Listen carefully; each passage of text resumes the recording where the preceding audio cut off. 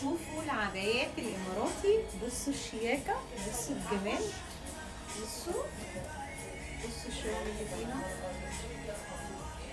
الخامه ما اقولكوش ايه الجمال ده، ايه الجمال ده. عبايات اماراتي، جمال العبايه، بصوا القماشه، بصوا التفاصيل، بصوا ايه روعه. بصوا بقى التفاصيل تحفه، بصوا الخامه واللمعه اللي فيها والقماشه نفسها. ودي طبعا مقفوله من هنا، بصوا مقفوله كده ودي نازله كده. ابيض على تفاصيل العبايه، ايه الجمال ده. بصوا الشغل، بصوا القماشه، بصوا الماتيريال جميله جدا، تحفه تحفه. بصوا بقى الطرحه بتاعتها، بصوا ايه الجمال ده، ايه الجمال، ايه الخامه دي، ايه الجمال ده. بصوا تحفه تحفه، قماشه تحفه. طبعا ده الموديل بتاعها، بصوا كتف كده مشغول نفسي اللي في الكم بتاعها، ايه الجمال ده، تحفه قوي بجد، عجباني.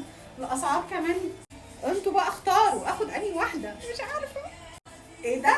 كلموني بقى عن شياكه العبايه دي بجد، ايه ده متفصله بس طبعا طويله.